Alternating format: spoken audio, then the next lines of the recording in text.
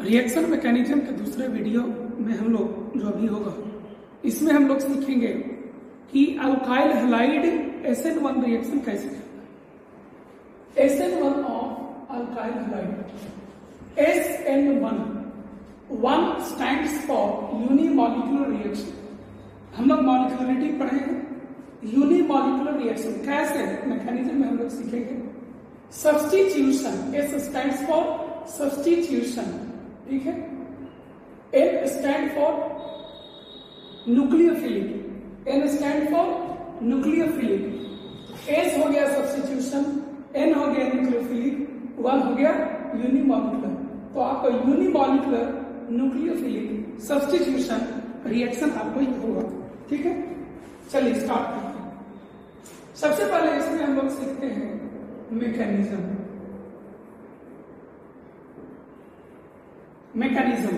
Mechanism में क्या होता है कि जैसे आपको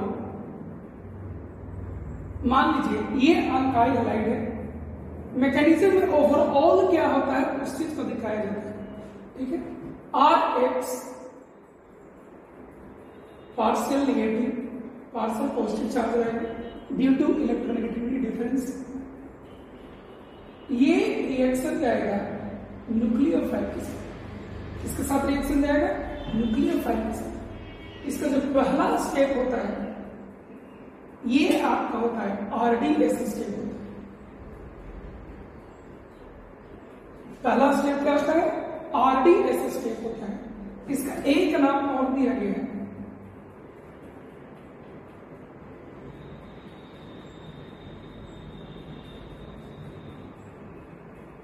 आयनाइजेशन स्टेप, भी इसका नाम दिया गया है, ठीक है।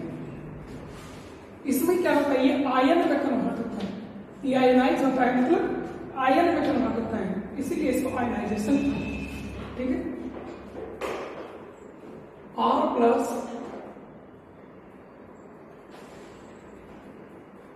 सॉल्वेशन, सॉल्वेट के लिए यूज किए गए, प्लस X माइनस। आपको बता दें कि इस रिएक्शन में रिएक्शन जब स्टार्ट होता है तो सबस्ट्रेट और न्यूक्लियोफाइल दोनों को आपस में मिलाया जाता है, लेकिन nucleophile does not take part in the first step, it only attack in the second step. जो सेकंड स्टेप आपका होता है वो आपका फास्ट स्टेप होता है। सेकंड स्टेप आपका क्या होता है फास्ट स्टेप होता है। और इस सेकंड स्टेप में आपको न्यूक्लियोफाइल आकर के इससे जुड़ता है और क्या करता है RNU देगा, ठीक है। क्या देगा आपको RNU देता है। यही आपका मैकेनिज्म है, ठीक है। तो कितना स्टेप हो गया, एक स्टेप यहां तक और यहां तक दूसरा स्टेप। पहला स्टेप में मेनली क्या हुआ है आपको, पहला स्टेप में मेनली ये आयन में कन्वर्ट हुआ है। ये देखिए R ये भी आयन बन गया और X माइनस ये भी आयन बन गया, ठीक है। And that is why this step is called ionization step, ठीक है। Nucleophile only attacks in the second step. ये आपको इस पर अटैक करता है और ये आपको इससे जुड़ करके आपको RNU। आप कहेंगे कि सर ये कैसे हो सकता है, ये संभव है, ये पॉसिबल है, कैसे, ये सब हम लोग धीरे धीरे एक एक चीज हम लोग यहाँ पर एक्सप्लोर करेंगे, ठीक है। अब इसमें क्या क्या कितनी तरह की बातें इन्वॉल्व है इन सबको हम लोग वन बाय वन सीखते हैं। सबसे पहले हम लोग सीखते हैं जिसका नाम है kinetics approach. We have just completed the chapter chemical kinetics, which is widely used in this chapter. जब भी आप मैकेनिज्म सीख रहे होंगे केमिकल काइनेटिक्स का बहुत ज्यादा इस्तेमाल करेंगे और ये हमारे लिए फायदा होगा। तो काइनेटिक्स अप्रोच कहता है कि इस रिएक्शन का रेट व एक्सप्रेशन क्या होगा। तो लिखिए रेट व एक्सप्रेशन क्या होता है। कोई भी कॉम्प्लेक्स रिएक्शन किसको कहते हैं, जो मल्टी स्टेप रिएक्शन होता है। जो भी कॉम्प्लेक्स रिएक्शन हो उसमें जो RDS स्टेप होता है ये एक्सपेरिमेंट से पता चलता है, हम लोग पहले सीखे हुए। जो आरडीएस स्टेप होता है उसको डायरेक्टली देख करके आप रिएक्शन को लिख सकते हो, रेट ऑफ एक्सप्रेशन को लिख सकते हो, ठीक है।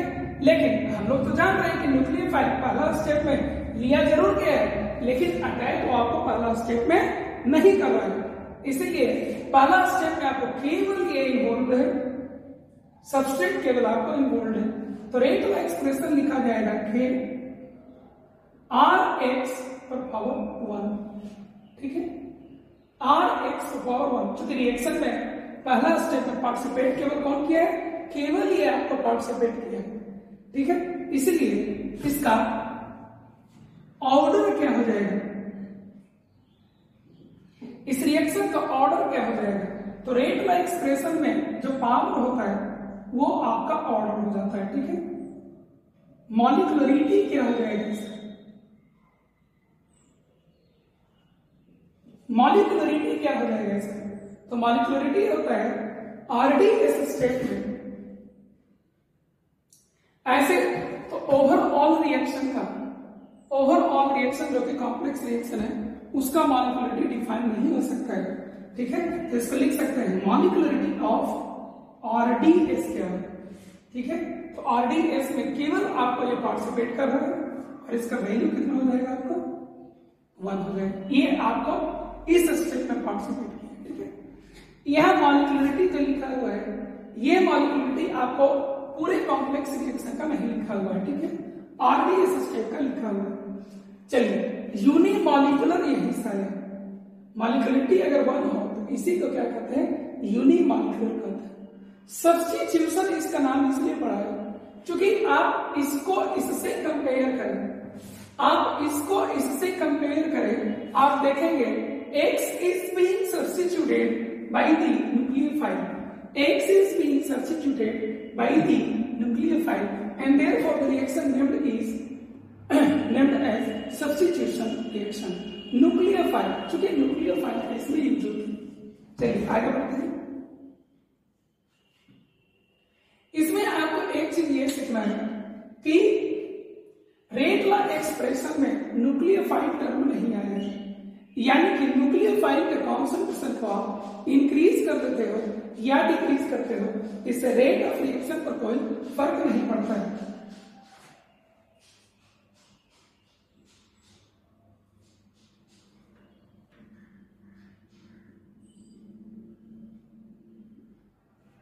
Reaction rate is independent of the concentration, independent of the concentration of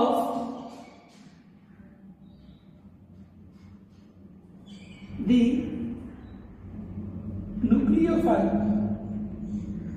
nucleophile के कॉन्सेंट्रेशन से ये इंडिपेंडेंट होता है। ये चीज आपको यहां पर सीखना है, ठीक है।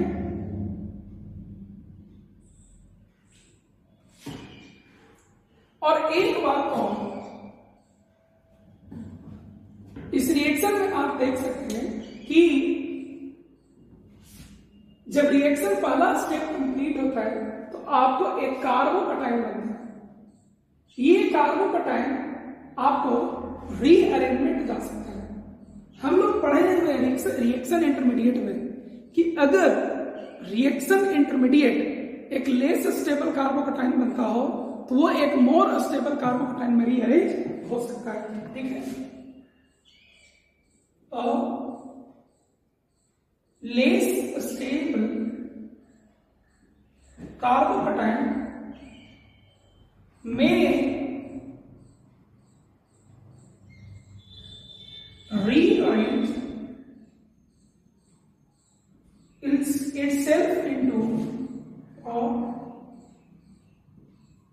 more stable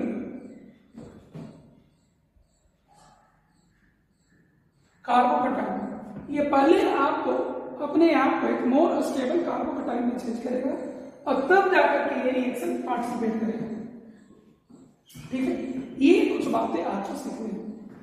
इसके बाद आपको कुछ और बातें हैं सीखने, इसको आप चाहें तो नोट कर सकते हैं।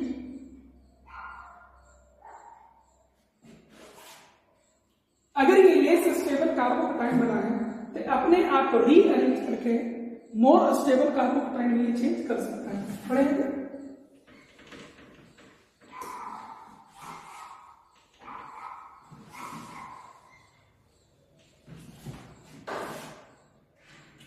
सेकेंड,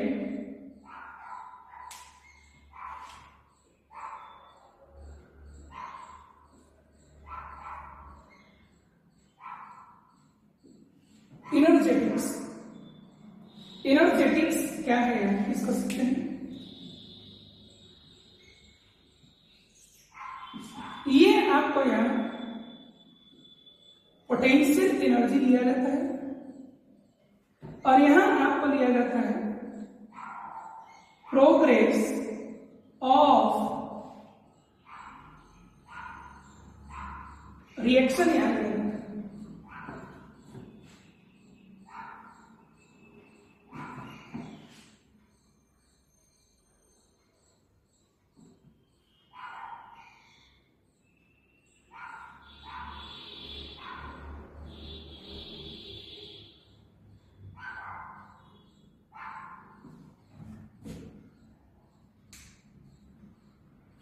ठीक है, आप इसको यहां दिखा दीजिए। ठीक है, यहां से यहां तक पहला स्टेप है, ये आपका पहला स्टेप। ये क्या है, R X del minus del plus. Intermediate R plus and X minus. ये क्या है, ट्रांजिशन स्टेट। ट्रांजिशन स्टेट में क्या होगा, ये डिपार्ट करेगा तो बॉन्ड को ब्रेक होते हुए आपको दिखाना। ठीक है, अब लास्ट में क्या बना, आर एन। ठीक है, यहां पर से यहां पर के बीच में क्या हुआ, इस न्यूक्लियर फाइल को ऐड होते हुए दिखाना होगा।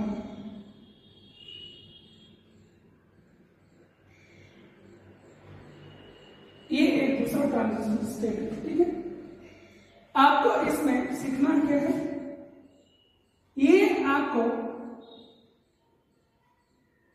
एनर्जी ऑफ एक्टिवेशन पहले स्टेप का है और ये आपको एनर्जी ऑफ एक्टिवेशन दूसरे स्टेप का है।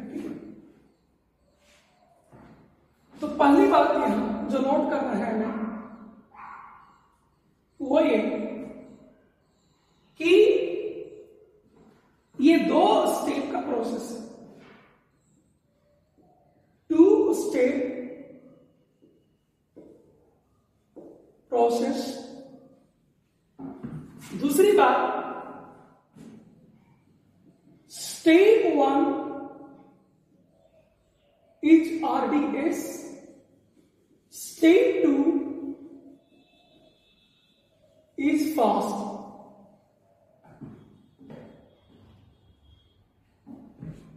Third, energy of activation 1 is greater than energy of activation 2। आप पहला स्टेप आरडीएस है, आप इसको इस तरीके से भी समझ सकते हैं कि ये जब पहला स्टेप में इतना एनर्जी बैरियर क्रॉस करेगा तब जाकर के आपको आगे जाएगा, और अगला स्टेप में केवल इतना सा ही क्रॉस करने पर वो प्रोडक्ट में कन्वर्ट होगा। तो ये ज्यादा डिफिकल्ट है क्रॉस करना इनके लिए, और इनके लिए ये क्रॉस करना आसान है, इसलिए फास्ट है और ये आपका स्लो होता है। ठीक है,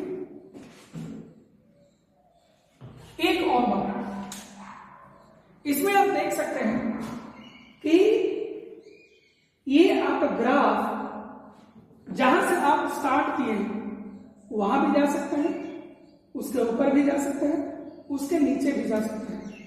अगर ये ऊपर गया तो ये एंडोथर्मिक होगा, और अगर ये नीचे गया तो ये एक्सोथर्मिक हो जाएगा। तो यहां पर हम लोग लिख सकते हैं may be endothermic or exothermic. May be endothermic or exothermic. It may be endothermic or exothermic. ठीक है, ये सारी चीजें आप एनर्जेटिक्स अप्रोच में आपको समझने थे। थर्ड,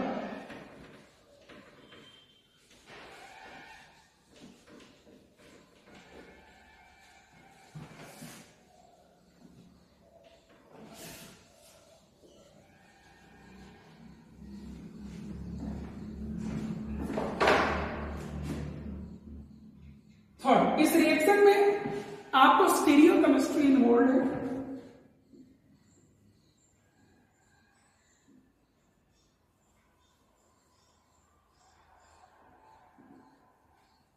आपको स्टीरियो केमिस्ट्री इन्वॉल्व है।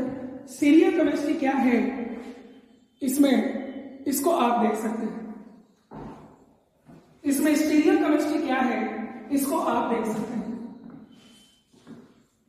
जैसे आप इसको देखिए, ये कार्बन है, ये हाइड्रोजन से जुड़ा हुआ है, ठीक है, पार्शियल नेगेटिव पार्शियल पॉजिटिव होता है। R1 R2 R3, ठीक है। पहला स्टेप में क्या होता है, RDS स्टेप होता है। ये आपको बॉन्डेड इलेक्ट्रॉन को लेकर के चला जाता है, ठीक है। ये आपको बॉन्डेड इलेक्ट्रॉन को लेकर के चला जाता है, और कैसे जाता है सब हम आपको बताएंगे थोड़ा सा आगे। और बनाता है, यहां पर देखिए, ये कार्बन का स्टेरिक नंबर कितना है, 1 2 3 4, इट इज sp300, करेक्ट। जब ये बॉन्डेड इलेक्ट्रॉन प्रोड इसके पास चला जाएगा तो इसका एक स्टेरिक नंबर कम हो जाएगा, और ये आपका sp2 हाइब्रिडाइज हो जाएगा, like this. Carbon carbon R1, ये ऊपर उठेगा, R2, और ये आपका हो जाएगा R3। ये आपका क्या हो जाएगा, R3 हो जाएगा। अब ये sp2 है, sp2 होने के कारण इसके पास एम्प्टी p ऑर्बिटल एक होगा, ठीक है। एम्प्टी p ऑर्बिटल इसके पास एक होगा, क्या होगा इसके पास, एम्प्टी p ऑर्बिटल इसके पास होगा। पढ़े कि न्यूक्लियोफाइल अगले स्टेप में अटैक करता है, तो न्यूक्लियोफाइल आपको अगला स्टेप में ही इसके ऊपर अटैक करेगा, ठीक है। अब आप एक चीज देखिए कि इसके इस साइड भी जो हालात है केवल एक p ऑर्बिटल है, इसके इस साइड भी केवल एक p ऑर्बिटल है ना, तो ये आपको इस साइड से भी अटैक कर सकता है, ये आपको इस साइड से भी अटैक कर सकता है, या आपको इस साइड से भी अटैक कर सकता है, ठीक है। अगर ये आपको इस साइड से अटैक किया, मतलब लिविंग ग्रुप जिस साइड से डिपार्ट किया, लिविंग ग्रुप जिस साइड से डिपार्ट किया, अगर उसी साइड से अटैक हो जाए तो इसको कहते हैं फ्रंट साइड अटैक करते हैं। क्या करते हैं इसको, फ्रंट साइड अटैक करते हैं।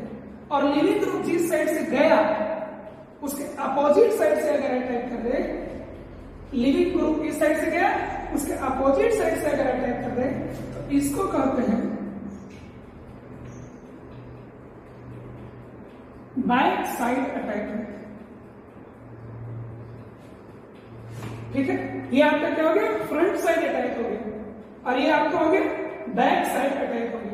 तो फ्रंट साइड अटैक जब करवाएंगे तो क्या बनेगा, आपको ये इस साइड से जुड़ेगा, यानी इसी के जैसा बनेगा। तो आपको पहला बनेगा कुछ ऐसा, कार्बन R1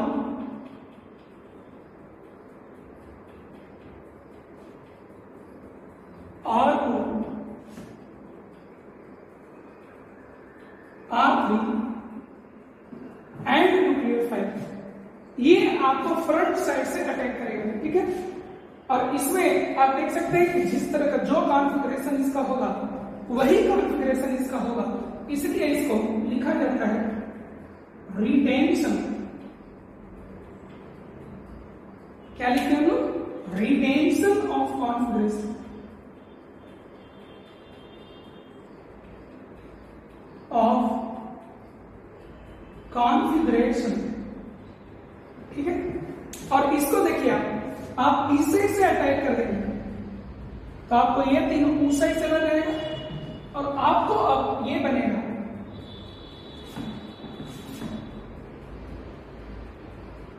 न्यूक्लियोफाइल, ये इसे से अटैक कर रहा है, इसलिए न्यूक्लियोफाइल कार्बन, ठीक है। R1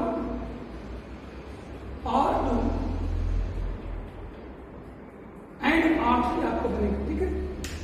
इसको करते हैं हम लोग, ये उल्टा साइड से गया है, इसको इन्वर्ट होना करते हैं, इन्वर्सन ऑफ कॉन्फ़िगरेशन इसको करते हैं। क्या करते हैं इसको हम लोग? इन्वर्सन ऑफ कॉन्फ़िगरेशन हम लोग इसको करते हैं। क्या करते हैं इसको हम लोग? इन्वर्सन ऑफ कॉन्फ़िगरेशन करते हैं। तो आप देखें कि जब आप यहां से स्टार्ट किए और यहां पर आप पहुंचेंगे तो आपको, अगर ये कायरल कार्बन है, कायरल कार्बन कैसे होगा? इफ दिस 3 आर डिफरेंट, ये तो कोई ग्रुप अलग है, अल्काइल है नहीं, ये तीनों अगर डिफरेंट हो गए तो कार्बन कायरल होगा, और जब ये कायरल होगा तो ये दोनों एक दूसरे के मिरर इमेज होंगे, ये दोनों एक दूसरे के क्या होंगे? मिरर इमेज होंगे, और इनको हम लोग कहते हैं रेसमाइजेशन। क्या करते हैं इसको हम लोग? रेसमाइजेशन। यानी कि SN1 रिएक्शन में अगर आपको कार्बन कायरल कार्बन एटम हो तो अंत में आपको जो प्रोडक्ट मिलेगा उसमें रिटेंशन ऑफ कॉन्फ़िगरेशन वाला मिलेगा और उल्टा कॉन्फ़िगरेशन वाला भी मिलेगा, और दोनों 50-50% मिलता है। दोनों कितना मिलता है? In ideal case, in general we get a 50-50% mixture ideally, मतलब we get 50% of this part and 50% of this part. So ideally the mixture should be optically inactive, क्योंकि ऑप्टिकल रोटेशन जितना इसका होगा उतना इसका भी होगा, और इसीलिए ये दो एक दूसरे के ऑप्टिकल रोटेशन को कैंसिल कर देंगे और आपको क्या मिल जाएगा? एक आपको मिल जाएगा जिसका नाम क्या होगा? रेसमिक मिक्सचर मिल जाएगा। चलिए आगे बढ़ते हैं।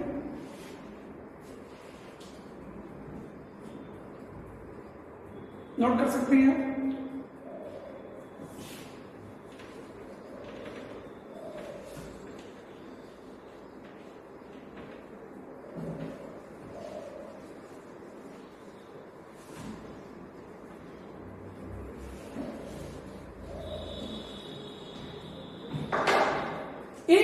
एक बात नोट अलग से करना पड़ता है कि क्वेश्चन पूछता है, ये बात में रिसर्च में है कि 100%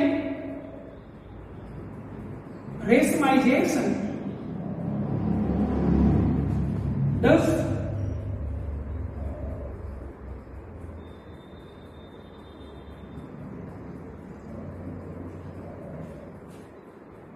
क्या 100% रेसमाइजेशन होता है?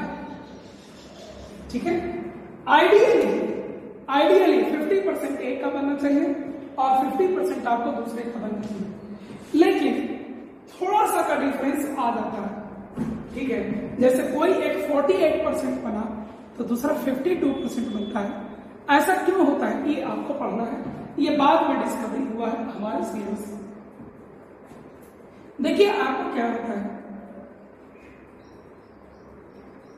जैसे ये आपको जब आगे जाने लगता है, ये जब आपको आगे डिपार्ट करने लगता है तो हम पढ़ते हैं कि r plus and x minus बनता है, और हम पढ़ते हैं कि अगले स्टेप में ये आपको अटैक करता है, तब आपको r n u या n u r करके बोलते हैं। होता ये है कि जब ये डिपार्ट कर रहा होता है, तो आपको ये जब आगे की ओर जाता है तो उसका लोन पेयर ऑफ इलेक्ट्रॉन क्या हो रहा है, ये लोन पेयर ऑफ इलेक्ट्रॉन को लेकर के जा रहा है। तो इसका लोन पेयर ऑफ इलेक्ट्रॉन जो होता है वो इसके सामने फ्रंट साइड में थोड़ा सा दूर जा करके रुका हुआ रहता है, ठीक है। तो R यहां पर प्लस बना हुआ है और थोड़ा सा यहां X माइनस बना हुआ है। अब न्यूक्लियोफाइल को अटैक करने के लिए यहां तो इतना फ्री स्पेस है,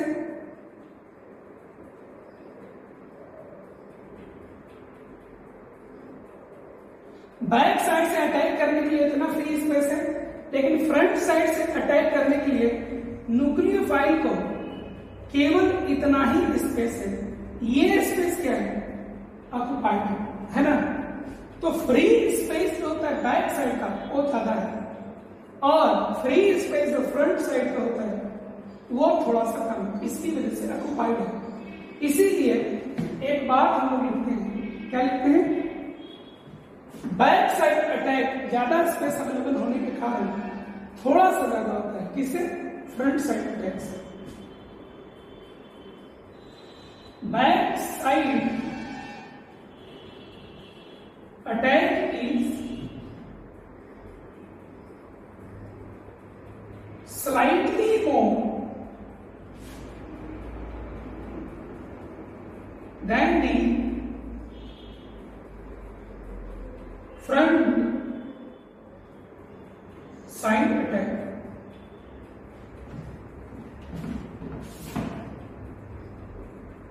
This is due to less space available in front side due to presence of electron pair or the leading group itself.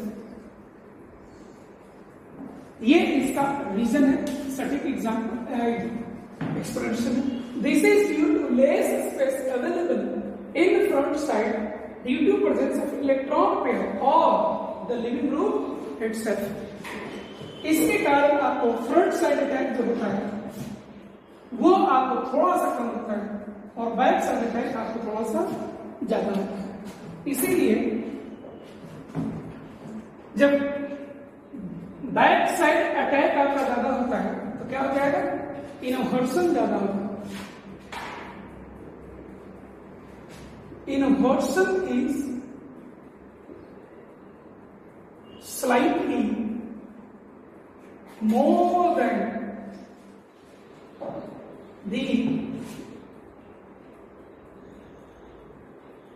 retention of configuration. Inversion is slightly more than the retention of configuration. ठीक है, ये भी आपको पढ़ना है, आप note कर सकते हैं इसको।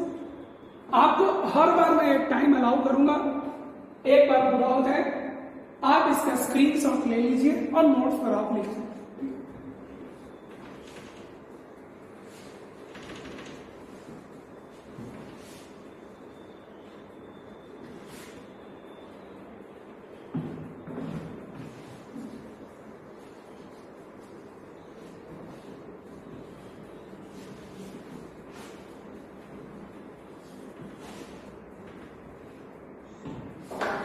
Our next topic is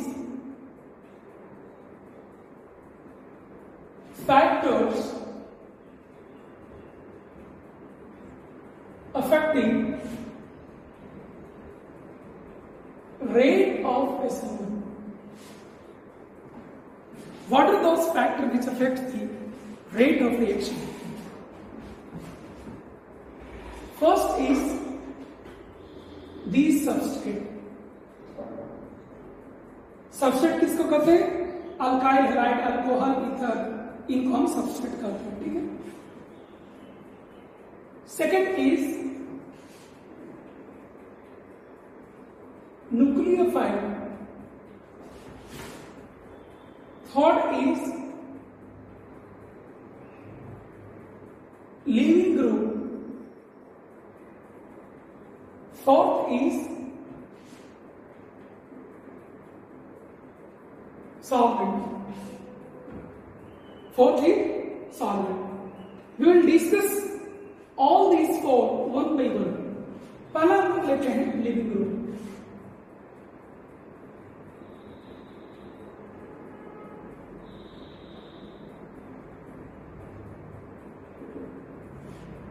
general reaction हम लोग क्या लिखते हैं? RX R plus X minus nucleophile आएगा और आपको RNA मिल जाएगा, ठीक है। हम लोग पढ़े हैं कि first step is RDS। First step क्या है? RDS है। तो पहला स्टेप जब RDS है और इस RDS स्टेप में ही लिविंग ग्रुप का डिपार्चर हुआ है।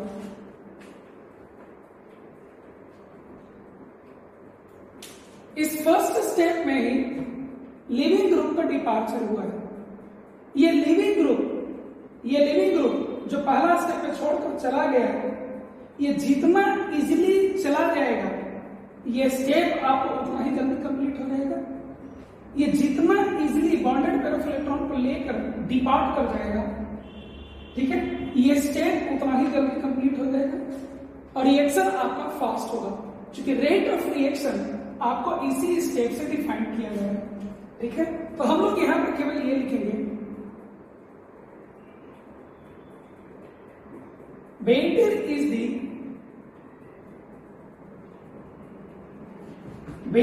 is the living group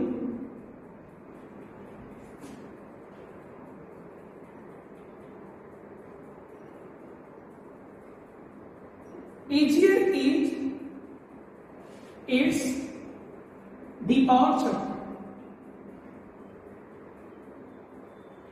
and faster is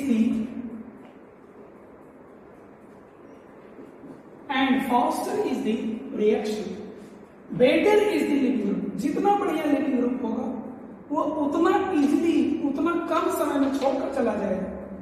आपका आयनाइजेशन स्टेप उतना कम टाइम में कंप्लीट हो जाएगा, रिएक्शन आपको फास्ट होगा, ठीक है। और लिविंग ग्रुप एबिलिटी हम लोग ऑलरेडी बढ़िया से सीख चुके हैं, ठीक है। सेकेंड फैक्टर हमारा आता है nucleophile. This we have completed. Nucleophile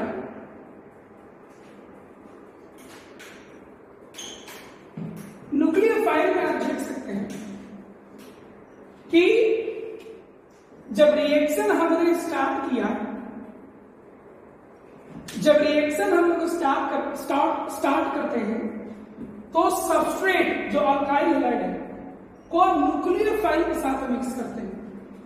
reaction start करने के समय हम लोग अल्काइल हैलाइड और न्यूक्लियोफाइल दोनों को लेते हैं, लेकिन ये देखिए इस रिएक्शन में कि न्यूक्लियोफाइल पहला स्टेप में पार्टिसिपेट नहीं करता है, वो केवल दूसरे स्टेप में पार्टिसिपेट करता है, ठीक है।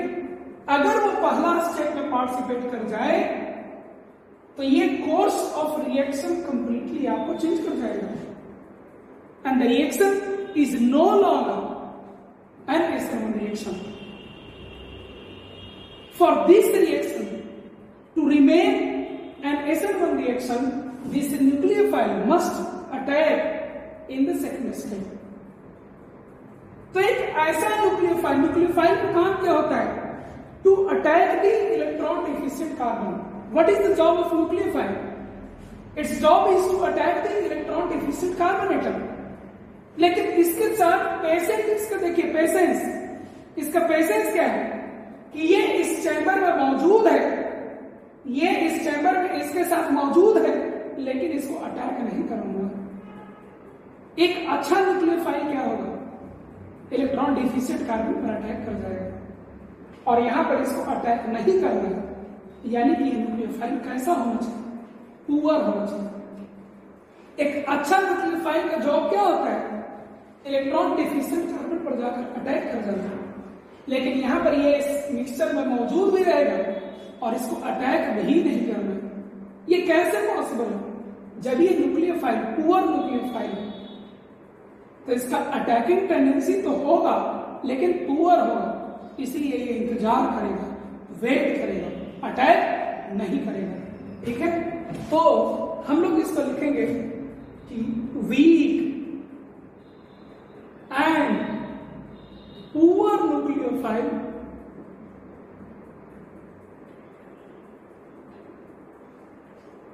Favours, weak and poor nucleophile, जिसको शुरू से मौजूद भी रहना है लेकिन अटैक नहीं करना, खराब न्यूक्लियोफाइल, weak and poor nucleophile favours acid. तो एग्जांपल कौन होगा इसका,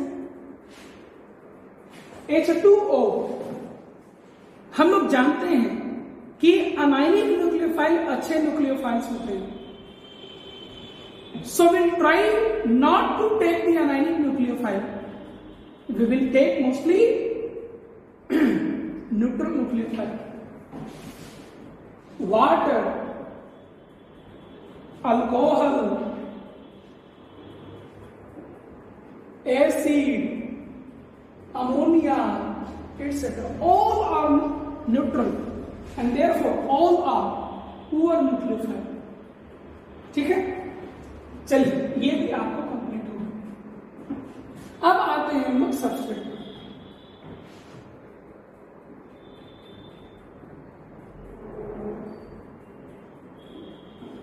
सबस्ट्रेट, ठीक है, तो सबस्ट्रेट तो हमारा ये होता है Rx इज आवर सबस्ट्रेट। ठीक है, हम लोग क्या पढ़ रहे हैं, what are those factor which can affect the rate of SN1 reaction.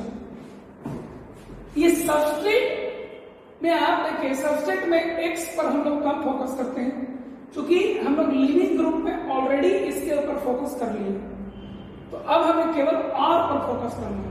ठीक है, इसको लिखा यही जाता है, सबस्ट्रेट को हम फोकस कर रहे हैं। ठीक है, तो ये R का नेचर। अब एक चीज देखिए, इसको यहां जाकर और कार्बोकटाइन बन जाएगा, इसको यहां जाने पर कार्बोकटाइन बन जाएगा। ये जब कार्बोकटाइन बनेगा तो जितना ज्यादा स्टेबल कार्बोकटाइन बनेगा उतना इजियर ये इधर आ जाएगा। ठीक है, जितना ज्यादा स्टेबल कार्बोकटाइन का यहाँ फॉर्मेशन होगा उतना इजीली वो इस साइड चलाएगा और रिएक्शन आपको फास्ट हो जाएगा। ठीक है, तो इसीलिए हम लोग सीधा सा लिखेंगे कि रेट यहां पर डायरेक्टली प्रोपोर्शनल हो जाएगा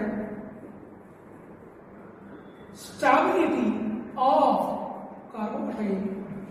रेट आपको यहां क्या हो जाएगा, rate of reaction is directly proportional to stability of carbocation. More stable is the carbocation, faster is the reaction. ठीक है, अब स्टेबिलिटी ऑफ कार्बोकटाइन के बारे में हम थोड़ा सा कमेंट करते हैं। स्टेबिलिटी ऑफ कार्बोकटाइन, पहली बात, ओवरऑल ऑर्डर ऑफ कार्बोकटाइन स्टेबिलिटी हम लोगों ने ऑलरेडी पढ़ रखा है। आपको ध्यान होगा, ओवरऑल स्टेबिलिटी ऑफ कार्बोकटाइन हम लोग ऑलरेडी सीख चुके हैं। कैसे, ध्यान होगा आपको, ट्रोपिलियम आयन, फिर कार्बन के बगल में NH, कार्बन के बगल में O, OH, OR वगैरह वगैरह, फिर आपको PH3C+, PH2CH+,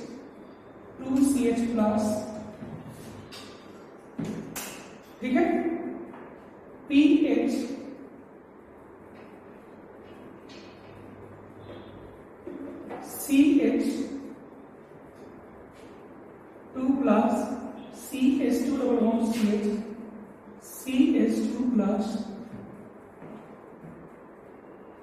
और इससे भी पहले हम लोग को R3C प्लस होता है कार्बोटाइल, ठीक है, और इससे पहले हम लोग को होता है PHCH R कार्बोटाइल, इसके बाद R2CH प्लस RCH2 प्लस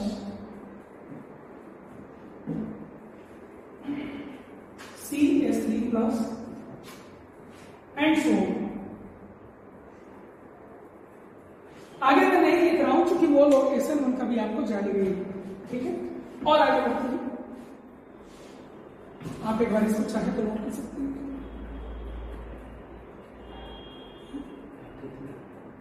अभी शुरू तो हम अभी कितना इसको छोड़ देते हैं, इसमें 1 मिनट हमको, ठीक है, इसको आप नोट करिए। इसके बाद इसमें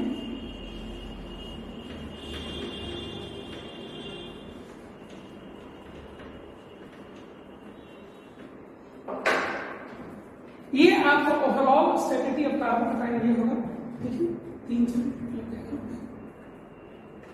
ठीक है। इस तरीके से हम लोग को हो जाएगा। अब इसमें एक बात ये है, दूसरी बात ये है कि इसमें आप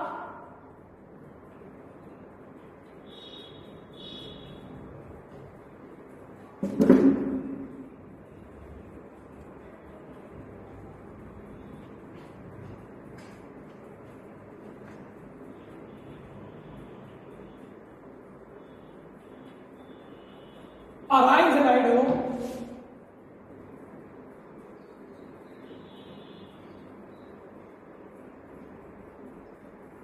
विनाइल हैलाइड हो,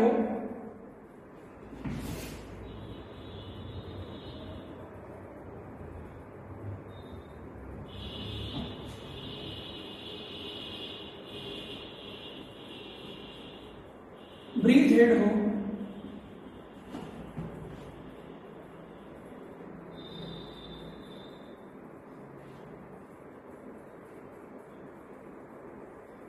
ब्रेक रूल हम लोग सीखे थे,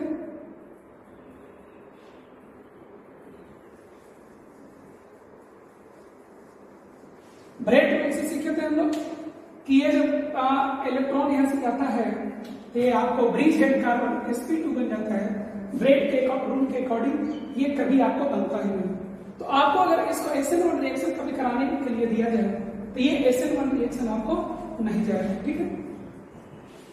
यहां पर देखिए आप रेजोनेंस की वजह से, इसके रेजोनेंस की वजह से यहां पर पार्शियल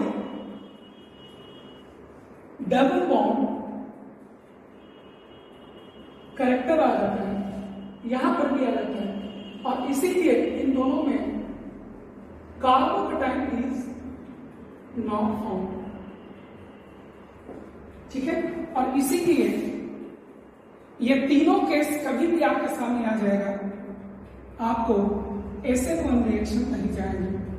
ये तीनों आपके सामने कभी भी आ जाएंगे, SN1 रिएक्शन आपको नहीं जाएगी। एक छोटा सा बात इसमें और है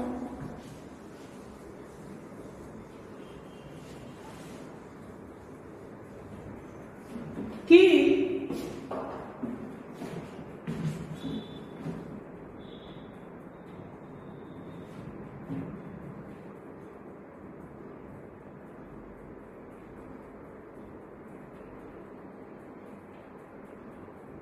one degree carbonation is relatively less stable carbonation. So only beta branch can favor SN1 reaction. 1 degree carbonation is relatively less stable carbonation. ये देखिए 1 degree carbonation, ये less stable carbonation होता है। So only beta branching can favor SN1। इसका मतलब ये होता है कि CH3 CH3 CH3 CH2H, ठीक है। ये आपको अल्फा कार्बन, ये आपको बीटा कार्बन, यही हो गया बीटा ब्रांच, ये आपको SN1 चला जाएगा।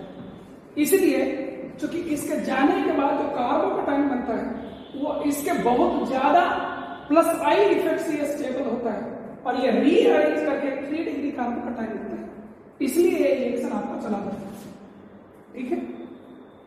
और इसको भी देख सकते हैं हम,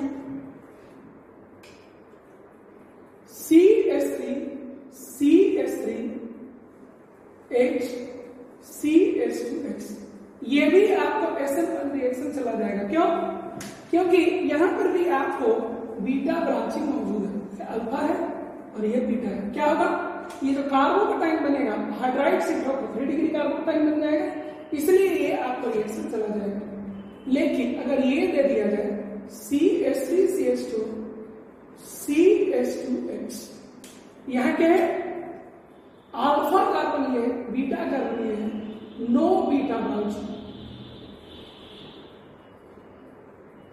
इसलिए ऑलमोस्ट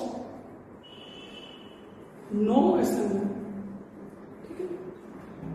तो कार्बोकटाइन का स्टेबिलिटी जो रिएक्शन के रेट को अफेक्ट करता है वो इतना ही पड़ता है। सॉल्वेंट के से रेट ऑफ रिएक्शन पर क्या इफेक्ट पड़ता है वो हमारे नेक्स्ट वीडियो में आप देख सकते हैं, ठीक है।